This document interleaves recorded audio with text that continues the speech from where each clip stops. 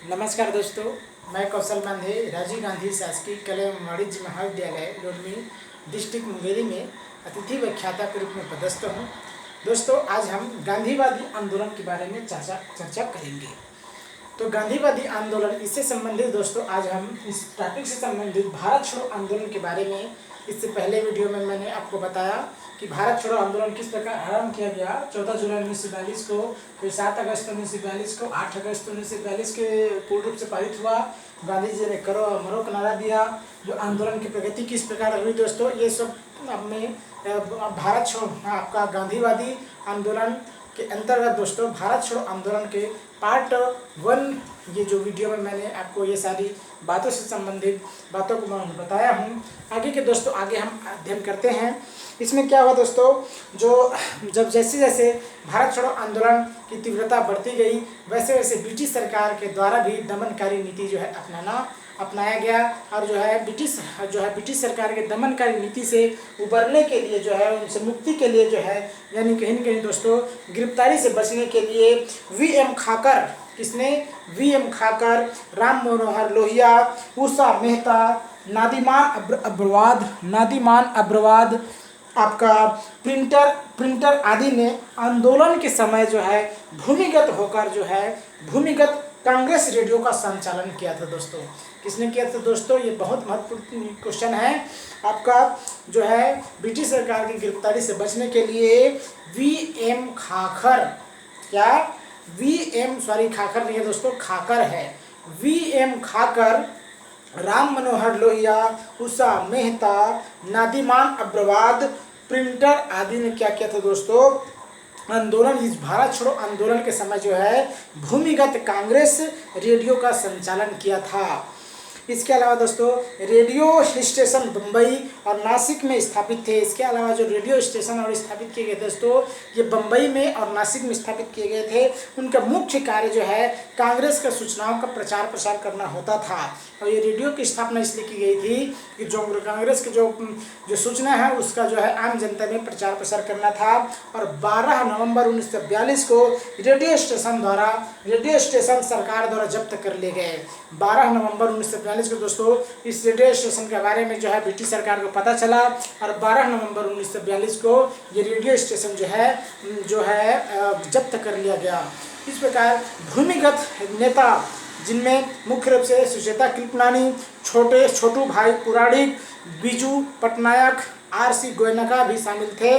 बम गोला बारूद जैसी सामग्री एकत्रित कर जो है गुप्त संगठनों में जो ये संगठन था, भूमिगत जो संगठन था, ये जो है बम गोला एकत्रित करके जो है विभिन्न संगठनों में, गुप्त संगठनों में ये बांटते थे।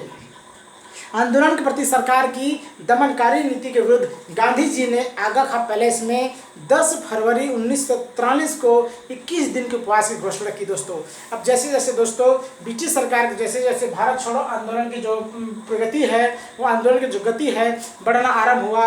और आंदोलन में जो है ये आंदोलन जो है हिंसाग्रस्त, जैसे जैसे हिंसा की प्रवृत्ति जो है इस आंदोलन में जैसे जैसे बढ़ता चला गया, वैसे वैसे दोस्तों ब्रिटिश सरकार ने भी जो दमन नीति था, जो दमनात्मक नीति था, उसमें उत्तरोत्तर जो है वृद्धि करता गया। और जो है ब्रिटिश सरकार के द्वारा भारत छोड़ो आंदोलन के कार्यकर्ताओं पर बहुत अधिक घृणित कार्य किया गया, बहुत अधिक अत्याचार किए गए, बहुत अधिक उनको प्रताड़ित किया गया। उन पर जो है गोली से जो है विभिन्न प्रकार के अस्त्र शस्त्र से उन पर जो है उनको उस आंदोलन को तितर बितर करने का प्रयास किया गया। इससे जो है व्यथित होकर गांधी जी ने क्या किया, यद्यपि गांधी जी कहाँ थे इस समय तक, गांधी जी इस समय आगा खां पैलेस में नजरबंद थे।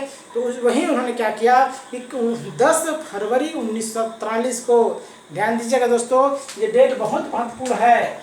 गांधी जी ने उपवास रखा 10 फरवरी 1943 को, 10 फरवरी 1943 को 21 दिन के उपवास की घोषणा की दोस्तों। किसने, 21 दिन का उपवास की घोषणा। ठीक है दोस्तों, किसने की? गांधी जी ने 10 फरवरी 1943 को 21 दिन के उपवास की घोषणा की। गांधी जी के उपवास शुरू होने के बाद देश में नहीं बल्कि विदेशों से भी उन्हें रिहा करने के लिए दबाव जो है पड़ने लगा। तत्कालीन भारत के सभी राजनीतिक दल केवल मुस्लिम लीग को छोड़कर गांधी जी को रिहा करने के पक्ष में जो है रिहा करने के पक्ष में उन्होंने मांग ब्रिटिश सरकार के सम्मुख रखी। इस प्रकार दोस्तों जब जो है ब्रिटिश सरकार का दमनकारी नीति जो है दिनों दिनों बढ़ता चला गया, दिन प्रतिदिन बढ़ता चला गया। परिणाम स्वरूप जो है इससे व्यथित होकर गांधी जी जो है 10 फरवरी 1943 को 21 दिन के उपवास की घोषणा की। और जब घोषणा की बात जो है ये बात जो है जब फैली तो उन्होंने क्या किया? जो गांधी जी के रिहाई से संबंधित जो है देश में नहीं अपितु विदेशों से भी मांग जो है आरंभ हो गया। इस प्रकार इसके अलावा दोस्तों जो भारत के विभिन्न संगठन थे उन्होंने भी जो है गांधी जी की रिहा की मांग रखी, केवल एक संगठन को छोड़कर, और वह संगठन था दोस्तों मुस्लिम लीग। इसके अलावा दोस्तों विदेशों में ब्रिटेन की कम्युनिस्ट पार्टी, लंदन तथा मैनचेस्टर के नागरिक, ऑस्ट्रेलियाई council of trade, Ceylon state council, अमेरिकी सरकार आदि ने ब्रिटिश सरकार आदि ने जो है ब्रिटिश भारतीय सरकार पर गांधी की रिहाई के लिए जो है दबाव डाला। इस प्रकार दोस्तों गांधी की रिहाई के लिए विदेशों से भी जो है प्रयास किए गए। गांधी की रिहाई की मांग करते हुए राजभक्त MS NR सरकार और HP मोदी ने वायसराय की कार्यकारिणी से जो है इन्होंने इस्तीफा दे दिया था। दोस्तों ये जो 3 व्यक्ति थे जो वायसराय के कार्यकारिणी में जो शामिल थे, जो भारतीय थे, इन्होंने जो है गांधी जी की रिहा के संबंधित गांधी जी के रिहा की मांग करते हुए इन्होंने क्या किया था? वायसराय के कार्यकारिणी परिषद से इस्तीफा दे दिया। उस समय के हालात अजीब तरह के थे। एक तरफ देश में विदेश में गांधी जी की रिहाई हेतु सरकार पर लगातार दबाव डाला जा रहा था, तो दूसरी ओर सरकार आगा खा पैलेस में गांधी जी के अंतिम जो है संस्कार की तैयारी कर रही थी। तो एक विडंबना थी दोस्तों, एक तो जो है देश ही नहीं अपितु विदेश में जो है गांधी जी की रिहा की मांग की जा रही थी, लेकिन दूसरी तरफ जो है जो ब्रिटिश सरकार थे आगा खा पैलेस में गांधी जी की अंतिम संस्कार के जो है इनके द्वारा तैयारी की जा रही थी।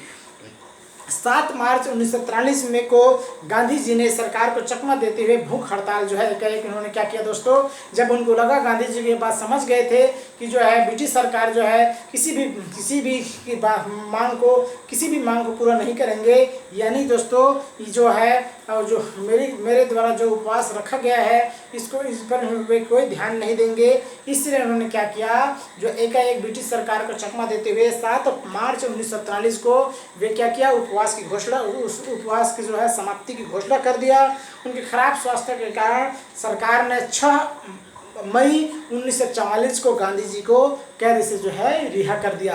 अब इसके बावजूद भी दोस्तों गांधी जी को रिहा नहीं किया गया था 21 दिन के उपवास घोषणा रखने के बावजूद भी, लेकिन जब गांधी जी ने एकाएक जो है उपवास की समाप्ति की घोषणा की और जब उनके बाद जो है उनके स्वास्थ्य खराब होने लगा तो 6 मई 1944 को जो है कैद से गांधी जी को रिहा किया गया।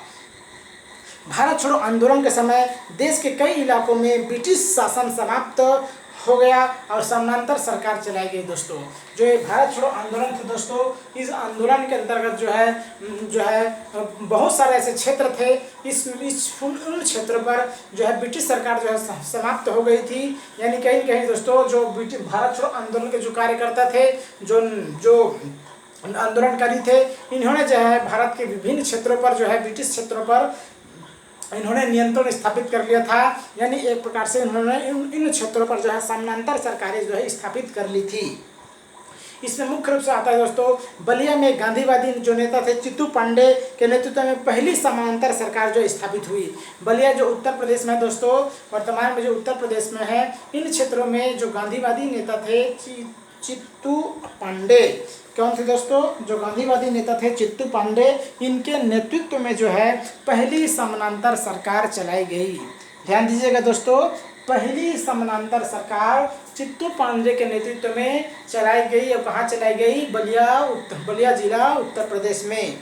इसके बाद दोस्तों बंगाल के मिदनापुर जिले के तमलुक नामक स्थान पर, ध्यान दीजिएगा, बंगाल के मिदनापुर जिले के तमलुक नामक स्थान पर 17 दिसंबर 1942 को बंगाल के मिदनापुर जिले के तमलुक नामक स्थान पर 17 दिसंबर 1942 को तमलुक जाति सरकार की स्थापना की गई और यहाँ की सरकार ने एक सशस्त्र विद्युत वाहिनी का गठन किया। यहाँ की समानांतर सरकारें 1 सितंबर 1944 तक चलती रही। यानी कहीं न कहीं दोस्तों बंगाल के मिदनापुर जिले में भी जो है समानांतर सरकारें जो है तमलुक जाति सरकार की स्थापना की गई।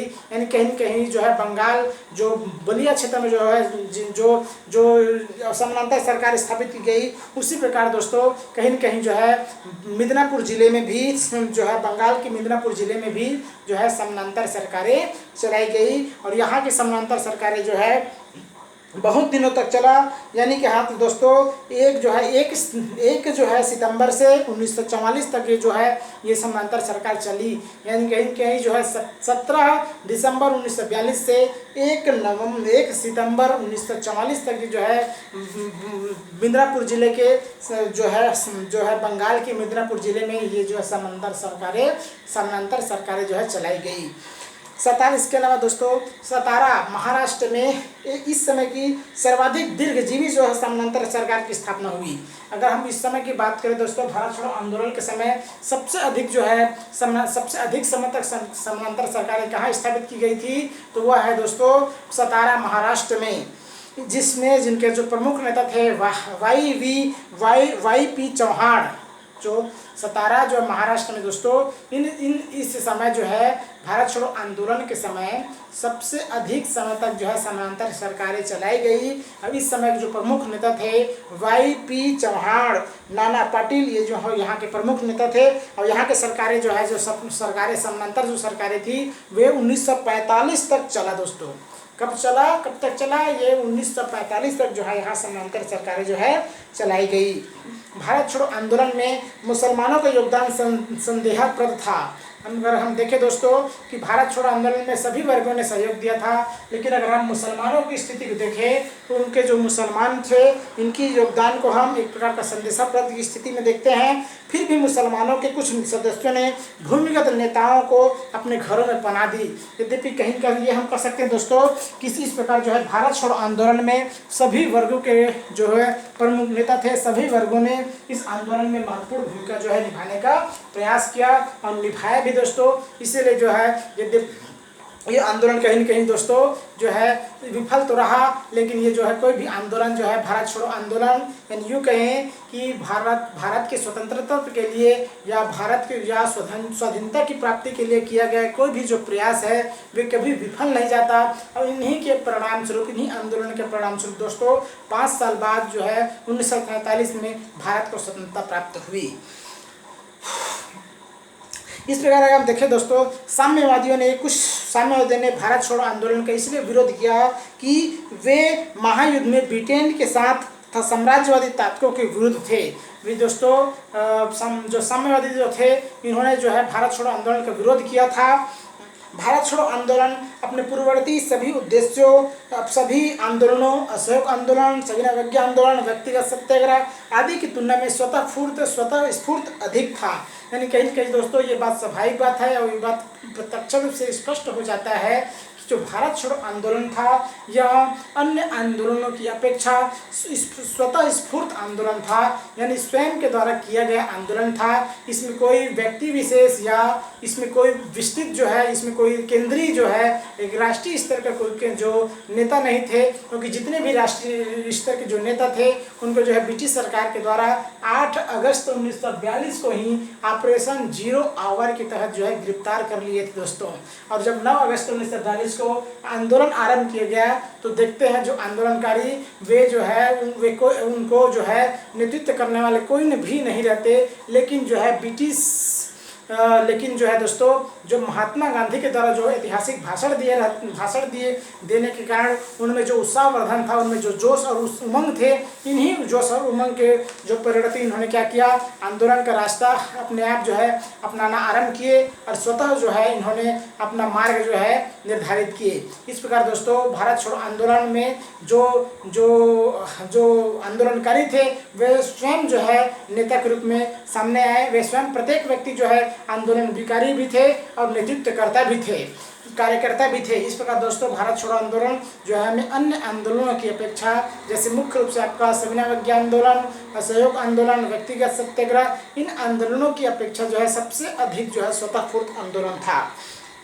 भारत छोड़ो आंदोलन के बारे में अगर हम दोस्तों मूल्यांकन करें तो यह कहना सर्वदा अनुचित होगा कि यह असफल रहा। अगर हम ये नहीं कह सकते दोस्तों कि भारत छोड़ो आंदोलन असफल रहा, ये कहना जो है सबसे पहले क्या होगा, अनुचित होगा, क्योंकि स्वाधीनता के लिए किया गया कोई भी प्रयास, कोई भी जो है आंदोलन अथवा कोई भी त्याग कभी विफल नहीं जाता। अंतिम सिद्धि में इन सबका अपना अपना योगदान जो है होता है। निसंदेह भारत छोड़ो आंदोलन को सरकार ने बर्बरतापूर्वक कुचला, लेकिन फिर भी 1947 में स्वाधीनता का जो स्वर्ण विहान हुआ उसमें इन आंदोलनों का सबसे बड़ा योगदान था। इस प्रकार हम अगर देखें दोस्तों कि अगस्त 1942 में दी गई भारत छोड़ो की ललकार ने, जो 1942 में जो है आरंभ की गई भारत छोड़ो की ललकार ने ठीक 5 वर्ष बाद अंग्रेजों को बोरियों बिस्तर बांधने के लिए विवश कर दिया, मजबूर कर दिया। इस प्रकार दोस्तों अगर हम भारत छोड़ो आंदोलन का मूल्यांकन करें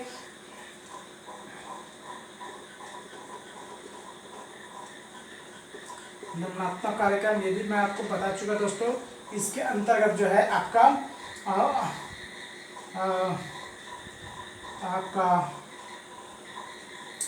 मूल्यांकन,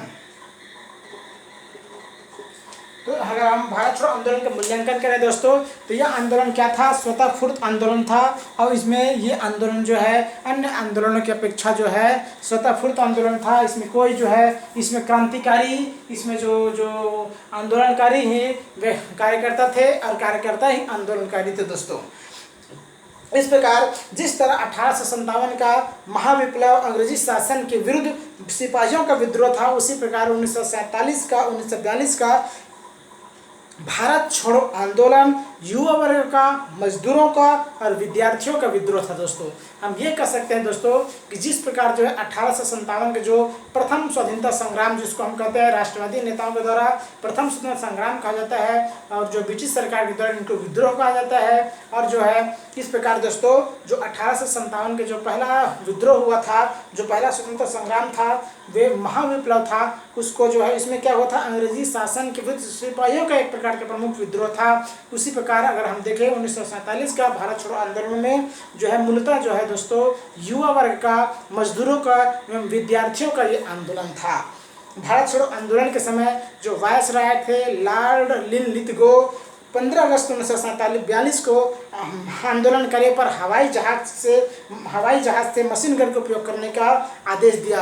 यानी कहीं न कहीं दोस्तों जो उस समय के जो तत्कालीन वायसराय थे लॉर्ड लिनलिथगो, इन्होंने क्या किया था, 15 अगस्त 1942 को आंदोलनकारियों पर जो है मशीन गन से, जहाज के माध्यम से मशीन गन से जो है हवाई फायरिंग करने का इन्होंने आदेश दिया था। और इस पर हम देखें दोस्तों आंदोलन की प्रतिक्रिया अगर हम देखें तो यद्यपि यह आंदोलन असफल हो गया दोस्तों, लेकिन फिर भी जो है यह आंदोलन जो है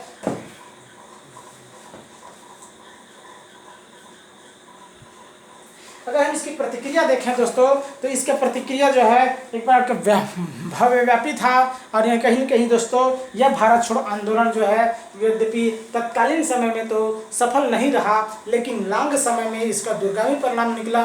और इस आंदोलन के परिणति ही 5 वर्ष बाद जो है अंग्रेजों को भारत से बोरिया बिस्तर बांधने के लिए विवश उनको हो जाना पड़ा। तो ये यह जो है भारत छोड़ो आंदोलन का परिणति ही है दोस्तों। भारत छोड़ो आंदोलन के ही प्रमुख ऐसे कारण थे जिनके वजह से जो है अंग्रेजों को अपनी भारत से जो है पलायन करना पड़ा, भारत को छोड़कर जाना पड़ा।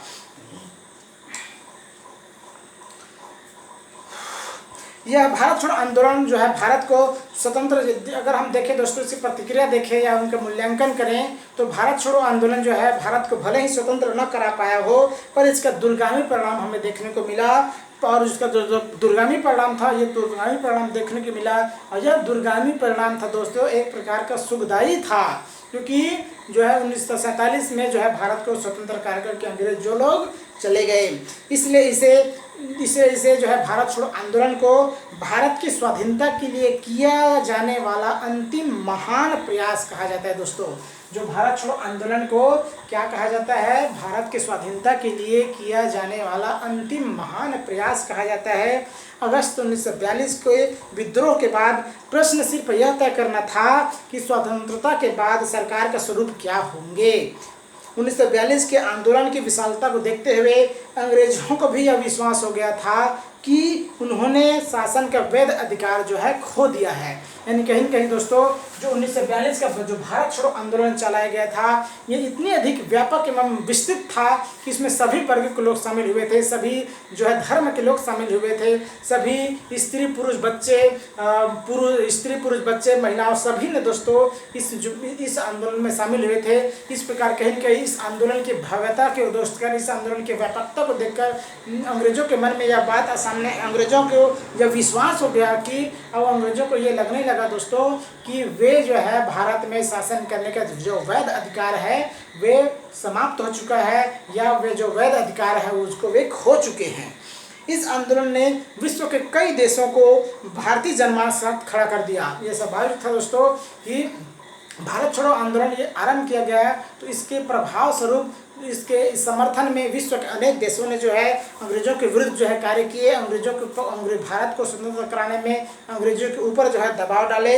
इस आंदोलन ने इसके अलावा अगर हम मुख्य रूप से देखें दोस्तों, चीन के तत्कालीन जो है प्रधानमंत्री चांग काई शेक ने 25 जुलाई 1942 को संयुक्त राज्य अमेरिका के राष्ट्रपति फ्रैंकलिन डी रूजवेल्ट को पत्र में लिखा।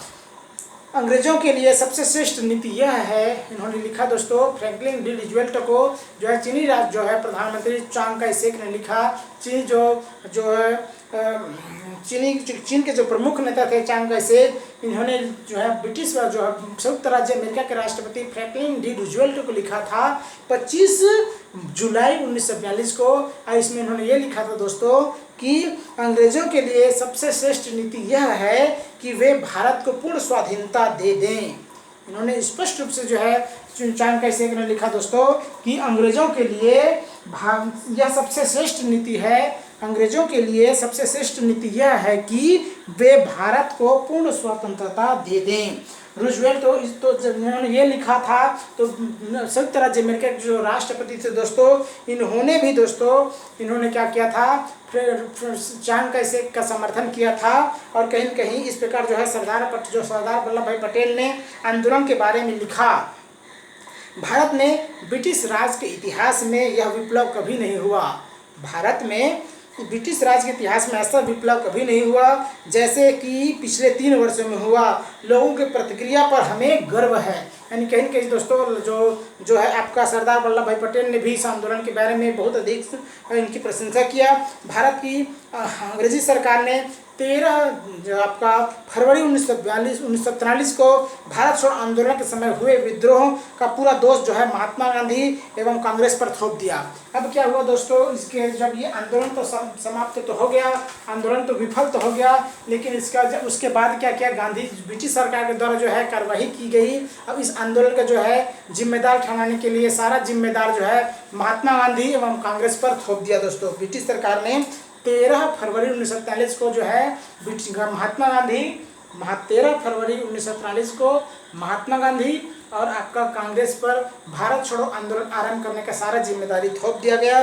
गांधी जी ने इस बेबुनियाद दोषों का अस्वीकार करते हुए कहा कि मेरा वक्तव्य अहिंसा की सीमा में था। उन्होंने स्पष्ट रूप से कहा कि मेरा वक्तव्य जो है अहिंसा की सीमा में था। उन्होंने कहा कि गांधी जी ने कहा कि स्वतंत्रता संग्राम के प्रत्येक अहिंसक सिपाही को कागज का या कपड़े के एक टुकड़े पर करो मरो का नारा लिखकर अपने कपड़ों पर चिपका लेना चाहिए, जिससे यदि सत्याग्रह करते समय उनकी मृत्यु हो जाए तो उसे उस चिन्ह के आधार पर दूसरे तत्वों से अलग किया जा सके जिनका अहिंसा में विश्वास नहीं है। यानी कहीं कहीं दोस्तों महात्मा गांधी अब भी जो है अहिंसा पर विश्वास करते थे। और उनका ये कहना था, उन्होंने जब ब्रिटिश सरकार ने गांधी जी पर भारत छोड़ो आंदोलन आरंभ करने का सारा जिम्मेदारी जो है उनको सौंप दिया, सारा जो है भार सौंप दिया और कांग्रेस पर भार सौंप दिया, कांग्रेस पर ये आरोप मढ़ा दिया। तो गांधी जी ने अपनी इस आरोप पर जो है प्रतिक्रिया व्यक्त करते हुए कहते हैं कि मेरा यह जो है तो उन्होंने कहते हैं कि मेरा जो वक्तव्य था, जो मेरा जो भाषण था, मैं अहिंसा की सीमा पर था। और जो है इस प्रकार दोस्तों वे जो है इस बुनियाद को जो इस आरोप को स्वीकार नहीं करते। गांधी जी ने अपने ऊपर लगे आरोपों को सिद्ध करने के लिए सरकार से निष्पक्ष जांच करने की मांग भी की थी दोस्तों। जब महात्मा गांधी पर यह आरोप लगाया गया ब्रिटिश सरकार के द्वारा, तो उन्होंने स्पष्ट रूप से ब्रिटिश सरकार से मांग की कि मेरे ऊपर जो आरोप लगाया गया है उसकी जांच के लिए निष्पक्ष जांच की इन्होंने मांग भी की। सरकार के इस ओर ध्यान न देने पर 10 फरवरी 1943 से उन्होंने 21 दिन का उपवास शुरू कर दिया। जब दोस्तों फिर से जब गांधी जी की इस मांग पर विचार नहीं किया गया, तो इन्होंने क्या किया, 10 फरवरी 1943 को फिर से 21 दिन का उपवास शुरू कर दिया। उपवास के 13वें दिन ही गांधी जी की स्थिति बिल्कुल नाजुक हो गई। ब्रिटिश भारतीय सरकार उन्हें मुक्त न कर उनकी मृत्यु की प्रतीक्षा करने लगी। एक बार फिर से दोस्तों उन्होंने क्या की, ब्रिटिश जो है उनकी मृत्यु की प्रतीक्षा करने लग गई। कुछ इतिहासकारों का मानना है कि आगा खां पैलेस में उनके अंतिम संस्कार की भी क्या किया गया, तैयारी भी की जाने लगी ब्रिटिश सरकार के द्वारा। और जो है इस प्रकार दोस्तों 9 मई 1944 को तो गांधी जी को जेल से रिहा कर दिया गया। इसी बीच गांधी जी की जो पत्नी थी कस्तूरबा गांधी एवं उनके जो निजी सचिव थे दोस्तों महादेव देसाई, इनकी ये भी क्या थे, मृत्यु को प्राप्त कर चुके थे। यानी कहीं न कहीं दोस्तों ये जो भारत छोड़ो आंदोलन है इसमें जो है गांधी जी को बहुत जो है समस्याओं का सामना करना पड़ा, क्योंकि भारत छोड़ो आंदोलन के समय जब उनको गिरफ्तार किया गया था, आगा खां पैलेस में जब नज़रबंद थे, तो उनकी जो पत्नी थी कस्तूरबा गांधी इनकी मृत्यु हो गई और वे इस मृत्यु भोज में भी जा नहीं पाए। वे अंतिम विदाई में भी अपनी पत्नी की यानी कस्तूरबा गांधी की अंतिम विदाई में भी शामिल नहीं हो पाए। इसके अलावा जो उनके जो निजी सचिव थे दोस्तों महादेव देसाई, इनकी भी मृत्यु में ये शामिल नहीं हो पाए। इस प्रकार दोस्तों जो गांधी जी के द्वारा जो आरंभ किया गया जो भारत छोड़ो आंदोलन था, यह एक प्रकार का अंतिम राष्ट्रवादी अंतिम जो है भारत की स्वतंत्रता के लिए किया गया अंतिम आंदोलन था। अब इस आंदोलन के परिणाम स्वरूप ही भारत को आज़ादी मिली। यद्यपि भारत छोड़ो आंदोलन का तत्कालिक जो अगर हम परिणाम देखें तो ये परिणाम हमें कुछ ज़्यादा दिखाई नहीं देता, लेकिन फिर भी जो है ये जो क्योंकि अगर परिणाम के रूप में अगर हम देखें सफलता या विफलता के रूप में देखें दोस्तों, तो तत्कालीन समय में ये जो असफल तो सिद्ध हुई, लेकिन इसका दूरगामी परिणाम पड़ा और उनके दूरगामी परिणाम जो है हमें सुखदायी रूप में देखने को मिला, क्योंकि 5 वर्ष बाद इस आंदोलन के परिणाम स्वरूप ही क्या प्रभाव इतना व्यापक था कि 5 वर्ष के बाद ही दोस्तों अंग्रेजों को भारत से जो है बाहर जाने के लिए विवश हो जाना पड़ा। क्योंकि भारत छोड़ो आंदोलन से प्रत्येक व्यक्ति के मन मस्तिष्क में यह बात पूरी तरह से बैठ गया कि अंग्रेज जो है अंग्रेजों को भारत से भगाना है, अंग्रेजों को भारत से विस्थापित कराना है। इस प्रकार दोस्तों यह भारत छोड़ो आंदोलन जो है भारत के इतिहास में महत्वपूर्ण स्थान रखता है। और अगर हम भारत छोड़ो आंदोलन में गांधी जी के योगदान को देखें तो गांधी जी के द्वारा जो ये आंदोलन आरंभ किया गया था, ये आंदोलन दोस्तों इस आंदोलन में गांधी जी ने यद्यपि नेतृत्व तो नहीं किया, लेकिन जो उनके द्वारा जो ऐतिहासिक जो भाषण दिया गया था वे एक प्रकार का नेतृत्व का काम किया। और प्रत्येक व्यक्ति उनके जो भाषण के अनुसार ही उन्होंने अपने मार्ग का अवलंबन स्वतः जो है अपने मार्ग का अवलंबन करते चले गए। इस प्रकार दोस्तों भारत छोड़ो गांधीवादी आंदोलन के अंतर्गत ये 5वां वीडियो है दोस्तों। हमने पहला वीडियो में दोस्तों ये हमने बताया गांधी जी किस प्रकार भारत में आए। 1915 में दक्षिण अफ्रीका से गांधी जी भारत में आए। उसके बाद उन्होंने 3 सत्याग्रह किया, चंपारण सत्याग्रह, अहमदाबाद मिल मजदूर आंदोलन, उसके बाद खेड़ा सत्याग्रह। दोस्तों ये मैंने पहला वीडियो में बताया हूँ दोस्तों, आपको स्टडी कराया हूँ। दूसरा वीडियो में दोस्तों आपका असहयोग आंदोलन के बारे में आपको बताया हूँ, और तीसरा वीडियो में दोस्तों इस गांधीवादी आंदोलन के अंतर्गत आपको सविनय अवज्ञा आंदोलन के बारे में बताया हूँ, और चौथे वीडियो में दोस्तों मैंने आपका जो अंतिम जो आंदोलन था भारत छोड़ो आंदोलन के बारे में बताया हूँ। और इस चौथे वीडियो में दोस्तों भारत छोड़ो आंदोलन का से संबंधित जो पूरा जो टॉपिक प्रत्येक जो बातें का कंप्लीट नहीं हो पाया था, परिणति जो है ये लास्ट जो शेष वीडियो में हमने भारत छोड़ो आंदोलन के शेष भाग का आपसे चर्चा किया दोस्तों। इस प्रकार दोस्तों ये गांधीवादी आंदोलन के अंतर्गत जो है ये भारत छोड़ो आंदोलन का ये आपका ये चैप्टर कंप्लीट हुआ। तब तक के लिए अगले वीडियो में फिर से मुलाकात करते हैं। तब तक के लिए धन्यवाद।